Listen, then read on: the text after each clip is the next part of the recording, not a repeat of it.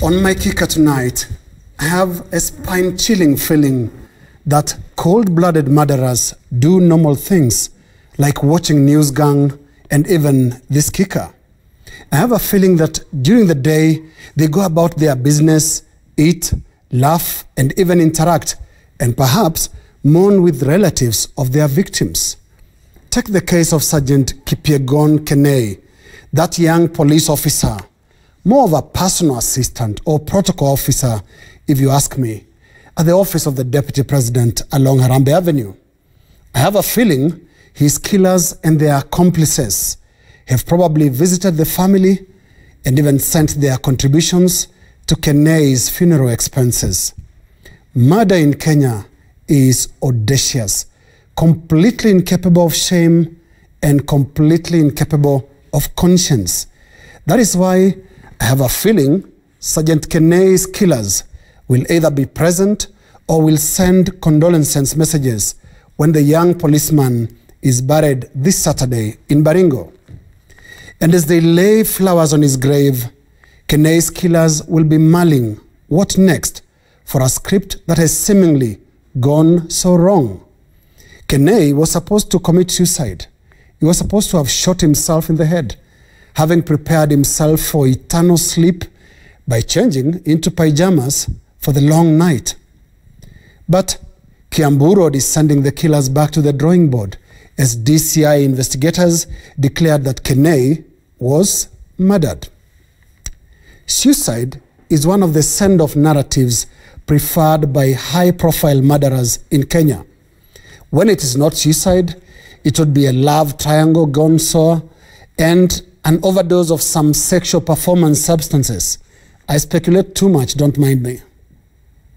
But either way, killers always try to immediately control the narratives, often with tales that defy logic itself.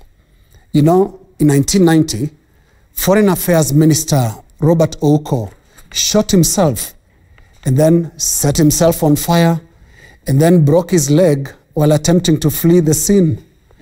It sounds unbelievable, but the then chief government pathologist, Jason Daka Kaviti, gave it a real good try. And 45 years ago this week, Kenyans were told J.M. Kariuki was on a trip to Zambia, when in fact, hyenas were feeding on his body somewhere near Ngong Hills.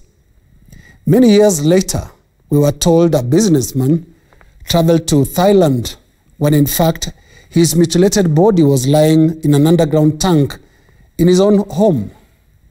This is the standard script of high-profile murder in Kenya. It is cold, daring, and often a closed chapter. But it is this bury, kill, and forget culture that Kenya must confront in the good attempt of the Directorate of Criminal Investigations, DCI, should not go unnoticed. The killers of Sergeant Kipyegon Kenei may have calculated that he was just a junior officer, a nobody in the Harambee Avenue power hierarchy, an insignificant, suicidal young man destined to die anyway.